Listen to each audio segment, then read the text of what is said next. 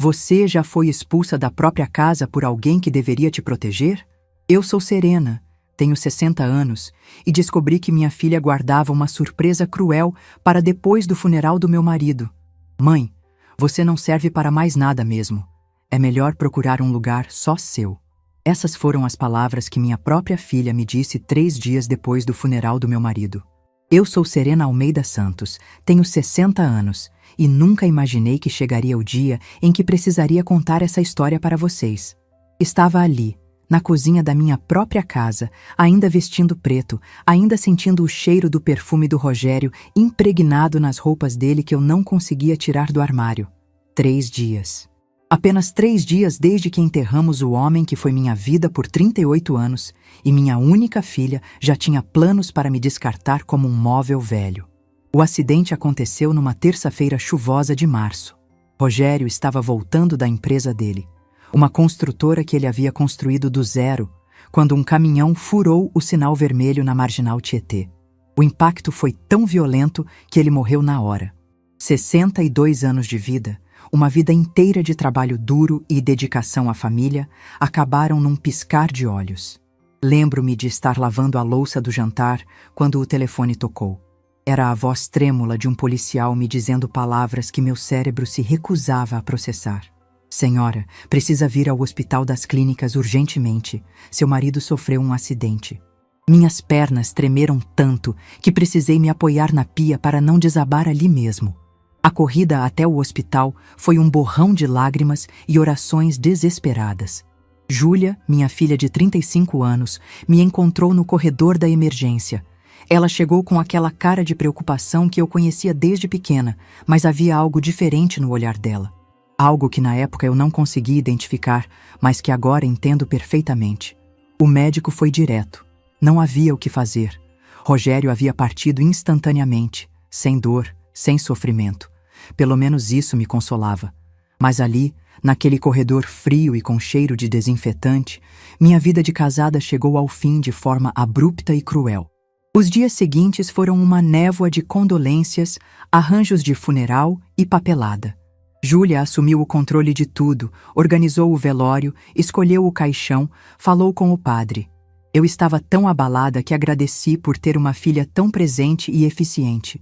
Que boba eu fui. O funeral foi concorrido. Rogério era respeitado no bairro, tinha muitos clientes que se tornaram amigos ao longo dos anos. A igreja ficou lotada e eu me senti amparada por todo aquele carinho. Pessoas que eu nem sabia que conheciam meu marido vieram me abraçar e dizer como ele era um homem íntegro e trabalhador. Mas foi na volta do cemitério que as coisas começaram a ficar estranhas. Júlia não quis que eu fosse para a casa dela, como sempre fazia quando me sentia triste. Disse que eu precisava processar meu luto na minha própria casa, que era melhor assim. Na época, achei que ela estava sendo carinhosa, me dando espaço para chorar sozinha. Ledo engano. No primeiro dia após o funeral, Júlia apareceu em casa com uma pasta cheia de documentos. Disse que precisávamos conversar sobre questões práticas. Sentou-se na mesa da sala de jantar, a mesma mesa onde havíamos compartilhado milhares de refeições em família, e começou a falar sobre testamento, herança e inventário. Eu ainda estava atordoada demais para prestar atenção nos detalhes. Sabia que Rogério tinha deixado tudo organizado, ele sempre foi muito meticuloso com essas coisas. A casa, a empresa, as aplicações, tudo estava no nome dele, e pelo que eu entendia, passaria para Júlia como única herdeira. Rogério sempre disse que queria deixar a filha bem encaminhada na vida. No segundo dia, Júlia voltou com mais papéis e uma atitude mais firme. Começou a falar sobre mudanças necessárias e sobre como eu precisava me adaptar à nova realidade. Disse que a casa era grande demais para uma pessoa só, que eu gastaria muito com manutenção, que seria melhor eu encontrar um apartamento menor. Fiquei confusa. Aquela era minha casa há 25 anos. Cada canto tinha uma lembrança do Rogério. Cada móvel havia sido escolhido por nós dois. O jardim que eu cultivava com tanto carinho, a cozinha onde preparava os pratos que ele adorava, o quarto onde dividimos sonhos e construímos planos. Como eu poderia simplesmente sair dali? Tentei argumentar que a casa era grande mesmo, mas que eu poderia fechar alguns cômodos, que conseguiria dar conta da manutenção. Júlia me olhou com uma impaciência que me gelou o sangue e disse que não era uma questão de conseguir ou não. Era uma questão de racionalizar os bens. No terceiro dia, ela chegou com o marido dela, o Fernando. Um homem que eu nunca gostei muito, sempre achei meio interesseiro, mas que meu Rogério tolerava por amor à filha. Eles se sentaram no sofá da sala como se fossem os donos da casa, e foi quando ouvi aquelas palavras que jamais esquecerei. Mãe, vamos ser práticos. Você tem 60 anos, não trabalha há décadas, não tem renda própria. Papai deixou tudo isso para eu cuidar, e eu vou cuidar da melhor forma possível. Mas você precisa entender que as coisas mudaram. Fernando e eu queremos nos mudar para cá. É uma casa muito boa para constituirmos nossa família. Você pode ficar no apartamento do centro que papai deixou alugado, assim você fica independente e nós também. Apartamento do centro? Que apartamento do centro? Rogério nunca me falou de apartamento nenhum.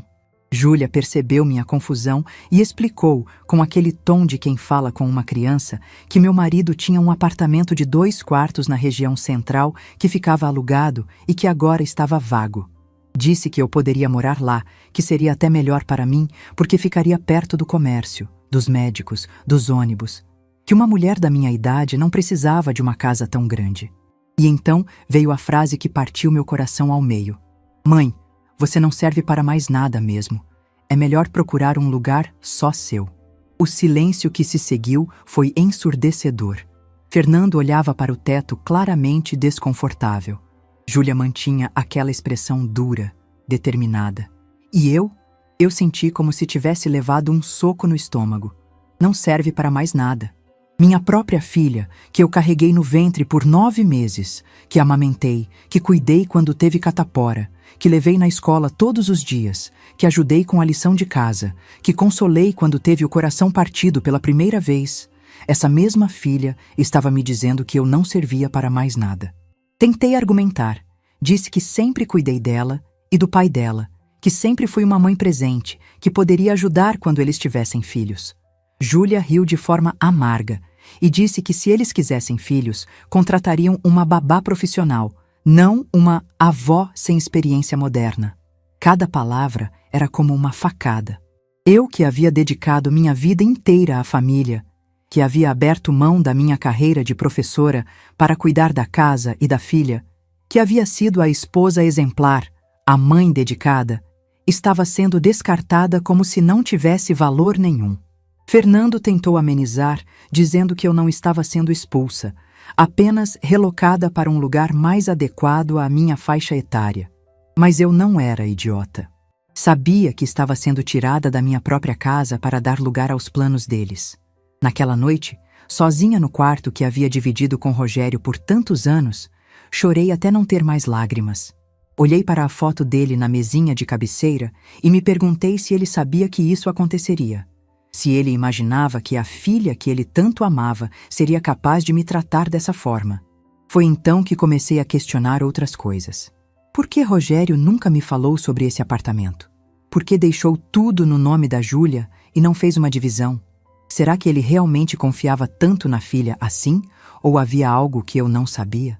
No dia seguinte, Júlia voltou com a chave do apartamento e disse que eu tinha 1 semana para me organizar. 1 semana. Como se 25 anos de vida naquela casa pudessem ser empacotados em 1 semana.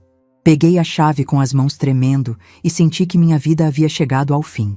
Aos 60 anos, eu estava sendo descartada pela própria família, jogada num apartamento desconhecido, sem saber como recomeçar. Mas o destino, às vezes, tem planos que a gente não imagina. E eu estava prestes a descobrir que meu marido havia deixado uma surpresa que mudaria tudo para sempre. O apartamento no centro da cidade era menor do que eu imaginava. 2 quartos minúsculos, uma sala que mal cabia um sofá e uma televisão. Uma cozinha onde 2 pessoas não conseguiam ficar em pé ao mesmo tempo. As janelas davam para um pátio interno escuro, sem um fio de sol, sem um pedaço de céu para alegrar o dia. Quando entrei ali pela primeira vez, com apenas 2 malas na mão e o coração despedaçado, senti como se estivesse entrando num caixão. Era isso que minha vida havia se tornado após 38 anos de casamento e 35 anos sendo mãe. Um buraco escuro onde eu deveria desaparecer silenciosamente para não incomodar mais ninguém. O apartamento estava mobiliado com o básico: uma cama de solteiro que rangia, um guarda-roupa que cheirava a mofo, uma mesa de fórmica arranhada e 2 cadeiras desemparelhadas. Na geladeira velha, encontrei uma garrafa de água pela metade e um iogurte vencido há 3 semanas. Era isso. Minha nova vida, resumida a um iogurte estragado. Sentei-me na cama e olhei ao redor daquele lugar que Júlia havia escolhido para mim. Não era uma casa. Era um depósito. Um lugar onde se guarda coisas que não servem mais, mas que a gente não tem coragem de jogar fora. Era exatamente assim que minha filha me via. Uma coisa velha que não servia mais, mas que por educação ela não podia descartar completamente. Nos primeiros dias, tentei me adaptar. Comprei algumas plantas para alegrar o ambiente, pendurei cortinas coloridas nas janelas, coloquei as fotos do Rogério e da Júlia em lugares especiais. Tentei transformar aquele lugar num lar, mas era como tentar plantar flores em terra árida. Nada brotava, nada florescia. A solidão era massacrante. Na minha casa, mesmo depois que Rogério morreu, eu ainda sentia a presença dele em cada canto. Aqui, eu me sentia como se estivesse flutuando no vazio. Acordava de manhã sem saber que horas eram porque o sol não entrava. Ia dormir à noite ouvindo os gritos dos vizinhos que brigavam toda a madrugada. Júlia apareceu uma vez na primeira semana, mais para verificar se eu não havia fugido do que por preocupação genuína. Olhou ao redor do apartamento com aprovação e disse que eu estava me adaptando bem. Perguntou se eu precisava de alguma coisa, mas do jeito que perguntou, deixou claro que esperava um não como resposta. Disse que precisava de mais roupas, que havia trazido apenas o essencial. Ela suspirou como se eu fosse uma criança chata pedindo doce e prometeu que passaria na casa para pegar algumas coisas minhas. Mas as semanas passaram e ela nunca trouxe nada. Quando eu ligava perguntando, ela sempre tinha uma desculpa. Estava ocupada organizando a mudança. Fernando estava estressado no trabalho, ela havia esquecido. Foi nessa época que comecei a perceber como eu havia me tornado invisível para minha própria filha. Não era mais uma pessoa com necessidades, desejos ou sentimentos. Era apenas um problema que havia sido resolvido e arquivado. Comecei a sair do apartamento por desespero. Caminhava pelas ruas do centro sem destino. Entrava em lojas apenas para ter com quem conversar. Sentava em praças para observar outras pessoas vivendo suas vidas. Foi numa dessas caminhadas que conheci Dona Eulália, uma senhora de 68 anos que vendia docinhos na porta da igreja. Dona Eulália tinha um brilho no olhar que eu havia perdido há muito tempo. Contou-me que havia ficado viúva há 5 anos e que os filhos queriam que ela fosse morar com uma das filhas no interior. Mas ela se recusou. Abriu aquele negocinho de doces e estava tocando a vida sozinha, com dignidade e independência. Conversávamos todas as manhãs quando eu passava pela igreja. Ela me contava histórias da sua juventude, dos tempos difíceis que enfrentou, de como havia aprendido a se valorizar depois dos 60. Disse uma coisa que me marcou. Serena, minha filha, a gente passa a vida inteira cuidando dos outros. Quando eles crescem e não precisam mais de nós, a gente acha que nossa vida acabou. Mas é aí que ela realmente começa. Mas eu não conseguia sentir isso. Me sentia como uma planta arrancada da terra, murchando lentamente num vaso pequeno demais. Acordava todos os dias com aquela sensação de que havia perdido meu lugar no mundo, de que não tinha mais propósito, de que realmente não servia para mais nada, como Júlia havia dito. Foi no final do primeiro mês que recebi uma ligação estranha. Era de um escritório de advocacia que eu não conhecia, pedindo para que eu fosse até lá para tratar de assuntos relacionados ao inventário do Sr. Rogério Santos. Achei estranho porque Júlia havia me dito que tudo estava sendo resolvido pelo advogado da família, o Dr. Menezes, que conhecíamos há anos. Disse ao rapaz que já havia um advogado cuidando de tudo, mas ele insistiu que precisava falar comigo pessoalmente, que havia questões importantes que precisavam ser esclarecidas. Deu-me o endereço e marcou para o dia seguinte. Liguei para Júlia para contar sobre a ligação, mas ela pareceu irritada. Disse que provavelmente era algum aproveitador tentando se meter no inventário, que eu não deveria ir, que ela resolveria tudo. Mas alguma coisa na voz dela Me incomodou. Havia um nervosismo que eu não conseguia entender. Naquela noite, não consegui dormir.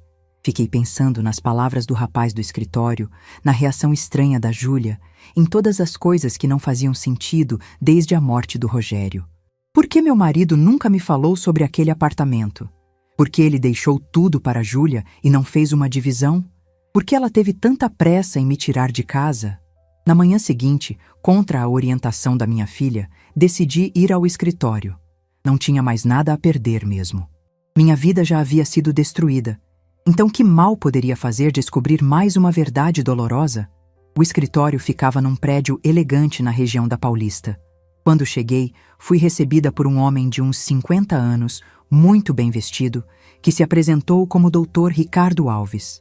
Ele me olhou com uma expressão que eu não conseguia decifrar, uma mistura de seriedade e algo que parecia compaixão.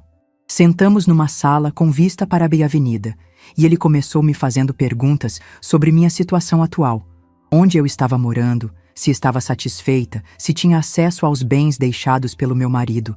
Respondi honestamente que estava morando no apartamento que Júlia havia me destinado, que ela estava cuidando de tudo.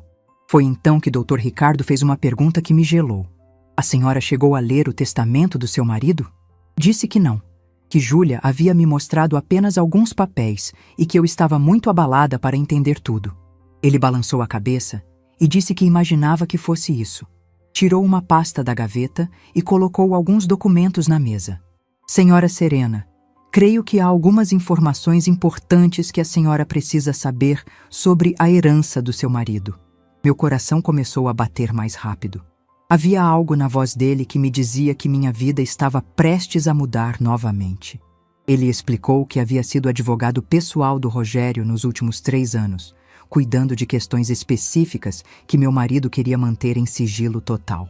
Disse que Rogério havia feito não apenas um testamento, mas um testamento com cláusulas muito particulares. Começou a ler um documento que reconheci como sendo da letra do meu marido. Era mesmo o punho dele, aquela caligrafia que eu conhecia tão bem. Mas o conteúdo me deixou sem palavras. Deixo todos os meus bens para minha filha, Júlia Santos Silva, incluindo a casa da família, a empresa, as aplicações e demais ativos, com a condição expressa e irrevogável de que ela cuide de minha esposa, Serena Almeida Santos, com amor, carinho e respeito até o fim de sua vida. Caso esta condição não seja cumprida, todos os bens passarão automaticamente para minha esposa. Dr. Ricardo parou de ler e me olhou. Há mais, senhora Serena, muito mais. Continuou lendo sobre cláusulas que especificavam o que significava cuidar com amor, carinho e respeito. Manter a mãe na casa da família, garantir seu bem-estar físico e emocional, consultar suas opiniões em decisões importantes, tratá-la como matriarca da família. E a parte mais impressionante. Rogério havia deixado instruções para que eu fosse observada secretamente por 3 meses após sua morte. Dr. Ricardo havia contratado um investigador particular para acompanhar como Júlia me tratava. Tudo estava documentado. Minha expulsão de casa, minha vida solitária no apartamento do centro. Olhei para aquele homem elegante que estava me contando que meu marido havia previsto exatamente o que aconteceria. Rogério conhecia nossa filha melhor do que eu imaginava.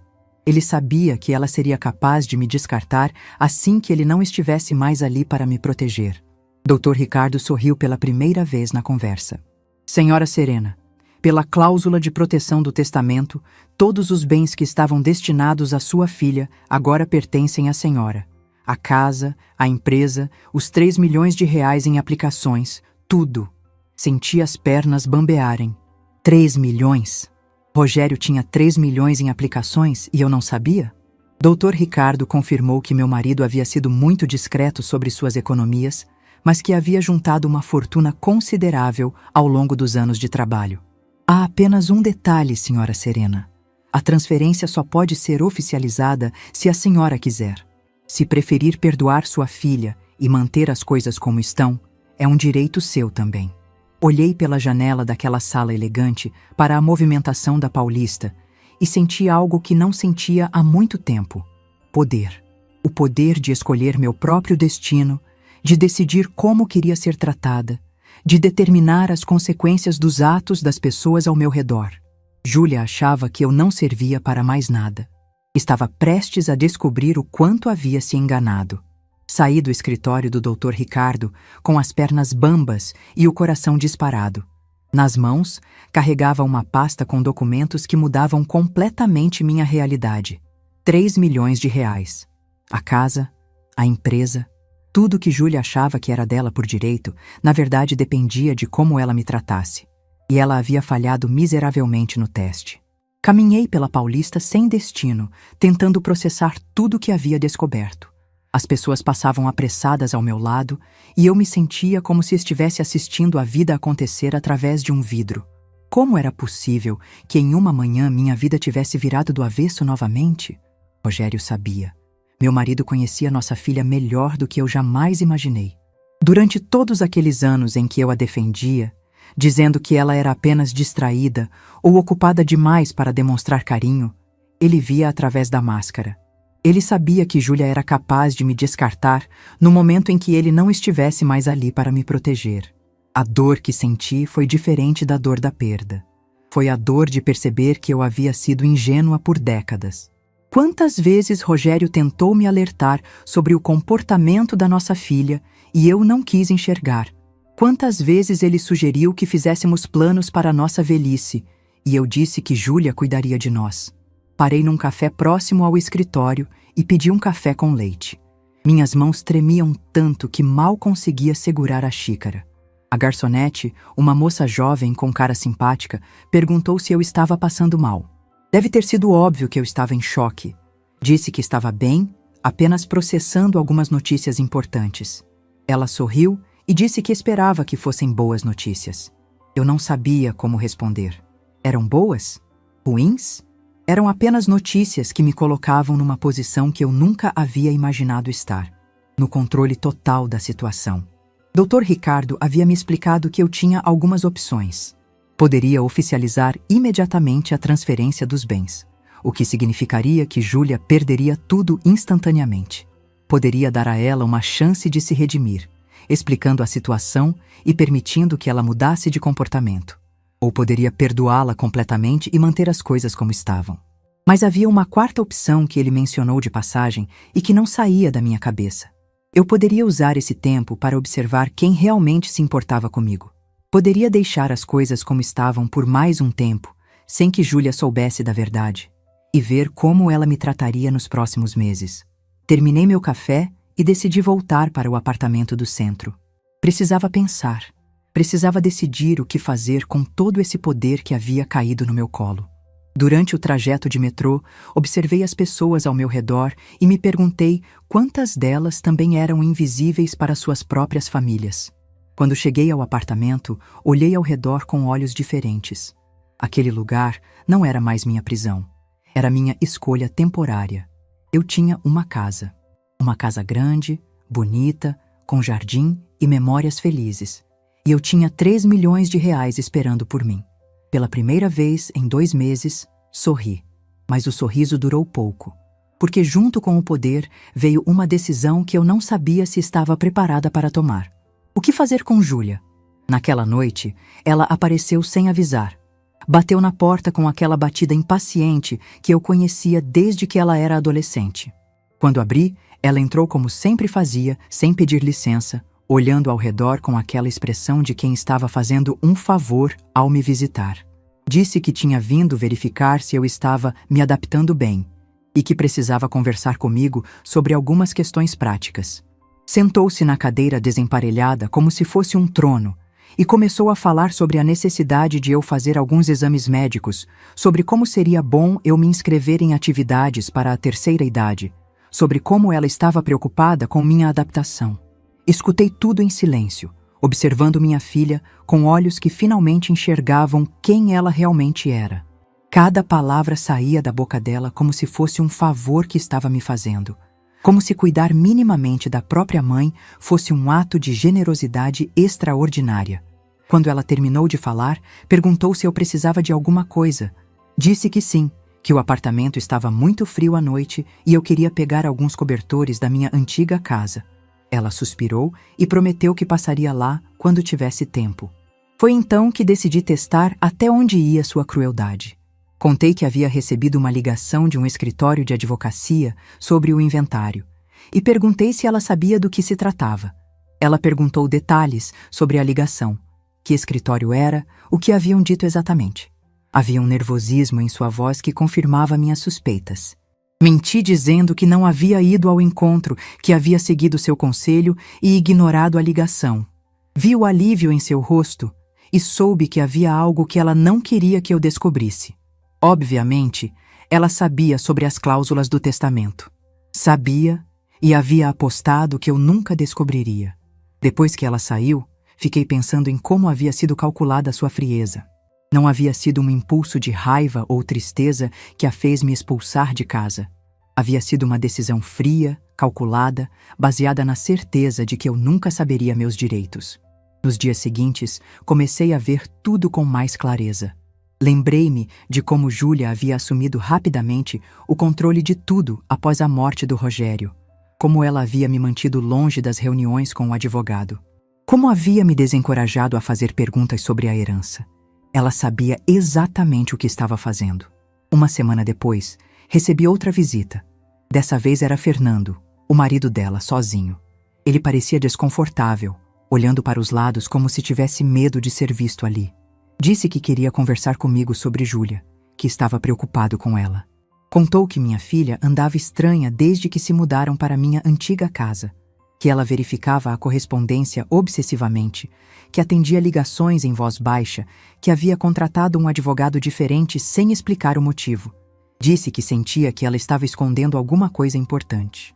Fernando nunca havia sido meu genro favorito, mas naquele momento percebi que ele genuinamente se importava com Júlia e estava preocupado. Disse que achava que minha filha estava com medo de algo, mas que ela se recusava a conversar com ele sobre o assunto. Fiquei tentada a contar tudo para ele, mas Dr. Ricardo havia me alertado sobre a importância de manter sigilo até que eu tomasse minha decisão final. Disse a Fernando que talvez Júlia estivesse apenas estressada com as mudanças e que ele deveria ter paciência. Mas depois que ele saiu, comecei a pensar se Júlia merecia a lealdade que Fernando demonstrava por ela. Será que ela contaria a verdade para o próprio marido se a situação fosse inversa? Foi nessa época que comecei a frequentar um grupo de apoio para pessoas que haviam perdido o cônjuge. Dona Eulália, a senhora que vendia docinhos, havia me recomendado. Disse que me faria bem conversar com pessoas que entendiam minha dor. O grupo se reunia toda quinta-feira numa sala da paróquia. Éramos 8 pessoas, a maioria mulheres, todas tentando reconstruir suas vidas após perdas devastadoras. Ali, escutei histórias que me fizeram perceber que minha situação com Júlia não era a única. Dona Mercedes, de 65 anos, contou como os filhos haviam vendido a casa dela para pagar dívidas próprias, deixando-a morando de favor com uma sobrinha. Seu João, de 70 anos, relatou como a nora havia convencido o filho a interná-lo num asilo para ficar com sua aposentadoria. Mas também ouvi histórias de esperança. Dona Cristina, de 58 anos, contou como havia descoberto que o marido havia deixado uma conta poupança secreta que ela desconhecia, o que lhe deu condições de recomeçar a vida com dignidade. Seu Mário, de 72 anos, falou sobre como havia se reconciliado com a filha após uma conversa franca sobre expectativas e limites. Essas histórias me fizeram perceber que eu tinha uma oportunidade rara, o poder de escolher como minha história terminaria. Não era vítima das circunstâncias, era protagonista da minha própria vida. Uma noite, sozinha no apartamento, peguei o telefone e liguei para Dr. Ricardo. Disse que havia tomado minha decisão sobre como proceder. Ele agendou uma reunião para a semana seguinte, mas antes perguntou se eu estava preparada para as consequências da minha escolha. Respondi que estava. Pela primeira vez em 60 anos, eu estava realmente preparada para fazer valer minha vontade. Júlia havia me ensinado que eu não servia para mais nada. Estava prestes a descobrir o quanto se enganara. Naquela noite, dormi melhor do que havia dormido em meses. Sonhei com Rogério, e no sonho ele sorria para mim com aquele sorriso orgulhoso que eu tanto amava. Quando acordei, sabia exatamente o que fazer. Na segunda-feira seguinte, voltei ao escritório do Dr. Ricardo com uma determinação que eu não sentia há décadas. Havia passado o fim de semana inteiro planejando cada detalhe do que faria. Não seria apenas uma questão de recuperar meus bens. Seria uma lição sobre respeito, dignidade e consequências. Dr. Ricardo me recebeu com aquele mesmo sorriso discreto da primeira vez. Sentamos na mesma sala com vista para a Paulista, mas dessa vez eu não estava mais a mulher perdida e confusa que havia entrado ali 2 semanas antes. Estava decidida e sabia exatamente o que queria. Disse que havia escolhido oficializar a transferência dos bens, mas que queria fazer isso de uma forma específica. Não queria simplesmente tomar tudo de Júlia num processo legal frio. Queria que ela entendesse exatamente por que estava perdendo tudo. Queria que ela soubesse que as palavras têm consequências. Dr. Ricardo me explicou que podíamos fazer de 2 maneiras: notificação oficial através do cartório ou confronto direto com minha presença. Escolhi a segunda opção. Queria olhar nos olhos da minha filha quando ela descobrisse que havia perdido 3 milhões de reais por me tratar mal. Combinamos que ele iria até minha antiga casa na quinta-feira às 2 da tarde.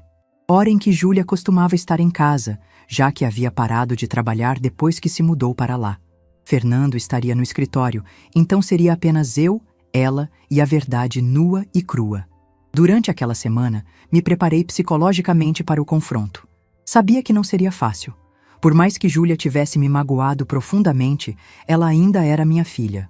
Uma parte de mim esperava que ela pedisse desculpas, que mostrasse arrependimento, que demonstrasse que ainda existia amor verdadeiro entre nós. Na quarta-feira, véspera do encontro, ela apareceu no apartamento novamente. Dessa vez trouxe uma sacola com algumas roupas minhas. Não eram as roupas que eu havia pedido, eram peças velhas que ela claramente queria descartar.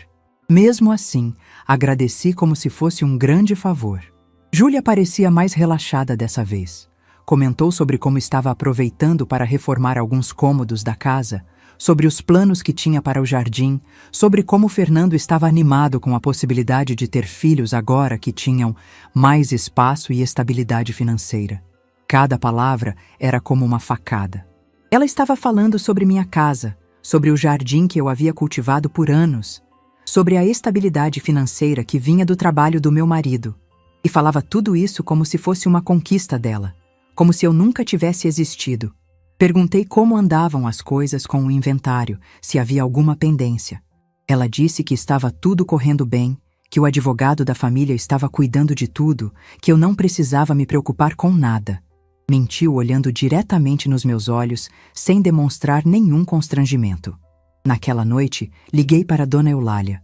Precisava conversar com alguém que me entendesse, que não me julgasse pela decisão que estava prestes a tomar.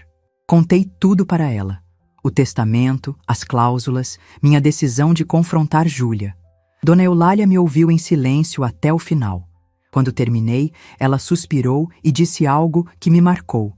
Serena, minha filha, às vezes a gente precisa deixar as pessoas enfrentarem as consequências dos próprios atos. Não é crueldade, é justiça. Na quinta-feira de manhã, me arrumei com cuidado. Coloquei meu vestido verde. Penteei o cabelo, passei batom, me olhei no espelho e reconheci a mulher que eu costumava ser. Forte, decidida, dona de si mesma. Dr. Ricardo passou no apartamento para me buscar. Durante o trajeto até minha antiga casa, ele me explicou novamente todos os detalhes legais. A transferência seria imediata e irrevogável. Júlia teria direito a questionar na justiça, mas as provas eram irrefutáveis e as cláusulas do testamento eram claríssimas. Quando chegamos à minha rua, senti uma emoção estranha. Aquela era minha casa por 25 anos. Cada árvore, cada casa dos vizinhos, cada rachadura na calçada fazia parte da minha história.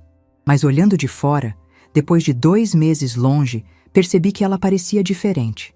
Menos acolhedora, menos minha. Tocamos a campainha e escutei os passos de Júlia se aproximando. Quando ela abriu a porta e me viu ao lado de um homem de terno que ela não conhecia, a expressão de seu rosto foi de puro susto. Tentou disfarçar rapidamente, assumindo aquele sorriso falso que eu conhecia tão bem. Cumprimentou o Dr. Ricardo com educação forçada e nos convidou para entrar. A casa estava irreconhecível. Ela havia mudado a decoração completamente, tirado todas as fotos minhas e do Rogério, colocado móveis novos em lugares que não faziam sentido. Era como se nossa história de família tivesse sido apagada. Sentamos na sala de estar, no mesmo sofá onde eu costumava assistir televisão com meu marido. Júlia estava visivelmente nervosa, perguntando se queríamos café, se estava tudo bem, se era sobre o inventário. Dr. Ricardo disse que sim, que precisávamos esclarecer algumas questões importantes sobre a herança. Foi então que ele tirou a pasta e começou a ler o testamento completo do Rogério. Vi o rosto de Júlia mudar de cor conforme ela escutava as cláusulas que ela pensava que eu nunca descobriria. Quando o Dr. Ricardo chegou na parte sobre as condições para manter a herança, ela ficou pálida como papel. Dr. Ricardo explicou calmamente que um investigador havia documentado meu tratamento durante os últimos 3 meses. Mostrou fotos minha no apartamento escuro, relatórios das conversas que tivemos, gravações das palavras cruéis que ela havia dito para mim. Tudo estava ali, preto no branco. Júlia tentou argumentar. Disse que tinha sido mal entendida, que estava apenas preocupada com meu bem-estar, que o apartamento era temporário até ela conseguir se organizar melhor. Mas Dr. Ricardo foi implacável. Leu palavra por palavra o que constitui cuidar com amor, carinho e respeito, segundo o testamento do meu marido. Foi então que ela se virou para mim e pela primeira vez em meses vi lágrimas em seus olhos. Não eram lágrimas de arrependimento ou de amor. Eram lágrimas de desespero. Ela havia percebido que estava perdendo 3 milhões de reais e uma casa por ter me tratado mal. Implorou para que eu tivesse compaixão, disse que era minha filha, que família não abandonava a família. Usou as mesmas palavras que eu havia usado quando ela me expulsou de casa, mas agora com papéis invertidos. A ironia era cruel e perfeita. Perguntou se eu realmente seria capaz de deixá-la sem nada, se eu não me importava com o futuro dela e do Fernando. Respondi com a mesma frieza que ela havia usado comigo. Júlia, você tem 35 anos, é formada, não tem filhos dependentes. Você consegue se virar sozinha. Ela tentou uma última cartada. Disse que Fernando não sabia de nada, que ele era inocente e não merecia pagar pelos erros dela. Essa foi a primeira vez que vi um lampejo de consideração genuína pelos outros em sua fala, mas já era tarde demais. Dr. Ricardo explicou que a transferência seria oficializada naquele momento. Entregou os documentos que ela precisava assinar, reconhecendo a perda dos bens, e colocou na minha mão as chaves da minha própria casa. Aquele peso familiar do molho de chaves em minha mão foi indescritível. Júlia assinou os papéis chorando. Perguntou quanto tempo tinha para sair da casa. Dr. Ricardo disse que pela lei ela teria 30 dias, mas que isso dependia da minha generosidade. Olhei para minha filha, a mesma menina que eu havia carregado no colo, que havia ensinado a andar, que havia consolado em todas as dificuldades. Disse que ela 1 semana, o mesmo prazo que ela havia me dado quando me expulsou dali. Antes de sairmos, Júlia fez uma pergunta que me cortou o coração. Mãe, você me odeia? Respondi que não, que nunca poderia odiá-la porque ela era minha filha, mas que também não podia mais confiar nela ou aceitar ser tratada como um estorvo. No caminho de volta, Dr. Ricardo me parabenizou pela coragem. Disse que poucos idosos tinham a determinação de fazer valer seus direitos dessa forma. Mas eu não me sentia corajosa. Me sentia exausta e triste. Naquela noite, sozinha no apartamento do centro, fiquei pensando se havia feito a coisa certa. Havia recuperado minha casa, minha dignidade e minha segurança financeira. Mas havia perdido minha filha para sempre. Ou talvez, pensando bem, eu já a tivesse perdido há muito tempo. Talvez o que eu tivesse feito fosse apenas reconhecer uma realidade que eu me recusava a enxergar. Na manhã seguinte, comecei a fazer as malas para voltar para casa. Minha casa. Pela primeira vez em meses, essa palavra voltou a fazer sentido. 1 semana depois, voltei para minha casa.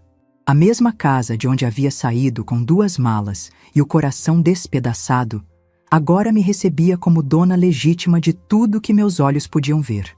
Quando coloquei a chave na fechadura e ouvi o clique familiar, senti como se estivesse voltando à vida. A casa estava vazia, mas não limpa. Júlia havia saído às pressas, deixando para trás uma bagunça que contava a história de seu desespero. Gavetas abertas, papéis espalhados pelo chão, marcas na parede onde ela havia arrancado quadros com raiva. Era a assinatura de uma derrota que ela não soube aceitar com dignidade. Caminhei devagar pelos cômodos, reconhecendo cada cantinho que havia sido meu lar por tantos anos. O quarto principal, onde Rogério e eu dividimos sonhos e construímos planos. A cozinha, onde preparei milhares de refeições com amor. O jardim onde passei manhãs inteiras cuidando das flores que eram meu orgulho. Mas havia algo diferente na atmosfera. Não era mais apenas nostalgia ou saudade. Era a sensação de recomeço. Aos 60 anos, eu estava tendo uma segunda chance de viver minha própria vida, nos meus próprios termos. A primeira coisa que fiz foi ligar para uma empresa de limpeza. Queria que cada canto fosse higienizado, que o cheiro de raiva e ressentimento fosse removido para sempre. Enquanto as faxineiras trabalhavam, fui até o banco para entender melhor minha nova realidade financeira. Quando o gerente me mostrou o saldo das contas que agora estavam no meu nome, precisei sentar. 3.400.000 reais. Rogério havia sido mais bem-sucedido do que eu jamais imaginara, e mais discreto também. Toda aquela riqueza existia sem que eu soubesse, enquanto eu me preocupava com o dinheiro do supermercado. O gerente me explicou que havia aplicações em renda fixa, ações de empresas sólidas e até mesmo alguns imóveis comerciais que eu desconhecia. Meu marido havia construído um império financeiro silencioso, e agora eu era a rainha desse reino que nem sabia que existia. Durante aquela primeira semana de volta à casa, vivi numa espécie de sonho. Redecorei os cômodos que Júlia havia modificado, trouxe de volta as fotografias da família, replantei flores no jardim. Cada ação era um ato de reconstrução não apenas do espaço, mas da minha própria identidade. Foi na segunda semana que Fernando apareceu. Chegou num sábado à tarde, com uma cara de quem havia chorado muito. Quando abri a porta, ele me olhou com uma mistura de vergonha e desespero que me partiu o coração. Pediu para conversar comigo, disse que precisava entender o que havia acontecido. Júlia havia chegado em casa naquele dia da confrontação completamente transtornada, falando sobre testamentos, investigadores e 3 milhões perdidos. Ele não havia conseguido compreender direito a história, e Júlia se recusava a explicar os detalhes. Convidei Fernando para entrar e ofereci café. Ele se sentou no mesmo sofá onde havia crescido visitando nossa família, onde havia pedido Júlia em casamento, onde havia passado tantos domingos felizes. Agora estava ali como um homem derrotado, tentando entender como sua vida havia desmoronado em um dia. Contei tudo para ele, desde as primeiras friezas de Júlia após a morte do Rogério até o momento em que me expulsou de casa. Falei sobre o apartamento escuro, sobre as visitas calculadas dela, sobre como me senti descartada e invisível. Fernando me escutou em silêncio e vi lágrimas escorrerem pelo seu rosto. Quando terminei, ele me pediu desculpas. Disse que não sabia de nada, que se tivesse sabido jamais permitiria que ela me tratasse daquela forma. Contou que Júlia havia mentido para ele, dizendo que eu havia escolhido morar no apartamento porque queria independência, que eu estava feliz com a mudança. Fernando me perguntou se havia alguma possibilidade de reverter a situação, se eu poderia perdoar Júlia e devolver parte da herança. Olhei para aquele rapaz que sempre havia sido respeitoso comigo e senti pena genuína. Ele estava pagando pelo caráter da mulher que amava. Disse que a decisão havia sido tomada e que não voltaria atrás. Que Júlia havia tido inúmeras oportunidades de me tratar com dignidade e havia escolhido conscientemente o caminho da crueldade. Que algumas ações têm consequências irreversíveis. Antes de sair, Fernando me fez um pedido que me surpreendeu. Perguntou se eu permitiria que ele continuasse me visitando. Disse que durante todos aqueles anos eu havia sido mais mãe para ele do que sua própria mãe, que ele não queria perder esse vínculo por causa dos erros de Júlia. Fiquei emocionada com o pedido. Disse que ele seria sempre bem-vindo na minha casa, que eu não o punia pelos erros da minha filha. Aquela conversa me mostrou que era possível manter vínculos familiares baseados em amor verdadeiro, não em obrigação ou interesse. 3 meses depois de voltar para casa, minha vida havia adquirido uma rotina completamente nova. Acordava quando queria, tomava café na varanda observando meu jardim florido. Lia livros que havia deixado de lado durante anos. Tinha contratado uma diarista para me ajudar com a limpeza pesada e um jardineiro para cuidar das plantas maiores. Com a segurança financeira, pude realizar sonhos que havia guardado numa gaveta da alma. Viajei para o Nordeste para conhecer as praias que sempre quis ver. Fiz um curso de culinária francesa que era minha paixão secreta. Comprei um carro pequeno e aprendi a dirigir aos 60 anos, coisa que Rogério sempre disse que eu não precisava fazer. Também comecei a ajudar outras pessoas. Através do grupo de apoio da paróquia, conheci idosos em situações similares à que eu havia vivido. Criei um fundo para ajudar pessoas da terceira idade que estavam sendo maltratadas por familiares. Era minha forma de transformar minha dor em ajuda para outros. Júlia tentou me contactar algumas vezes durante esses meses. Ligações que eu não atendia, mensagens que eu não respondia. Não era por raiva ou desejo de vingança. Era porque eu havia aprendido que algumas pontes, quando queimadas por quem deveria protegê-las, não podem mais ser reconstruídas. Soube através de Fernando que ela havia conseguido um emprego numa empresa de contabilidade e que haviam se mudado para um apartamento alugado na Zona Leste. Que ela estava fazendo terapia, tentando entender seus próprios comportamentos. Fiquei genuinamente feliz por saber que ela estava tentando se reconstruir. Alguns meses depois de voltar para casa, organizei uma festa. Convidei Dona Eulália, as amigas do grupo de apoio, Fernando, alguns vizinhos antigos que sempre foram carinhosos comigo. Minha casa ficou cheia de risadas, conversas animadas e carinho verdadeiro. Durante a festa, Dona Mercedes, aquela senhora cujos filhos haviam vendido sua casa, me fez um comentário que ficou marcado. Serena, você nos ensinou que nunca é tarde para exigir respeito.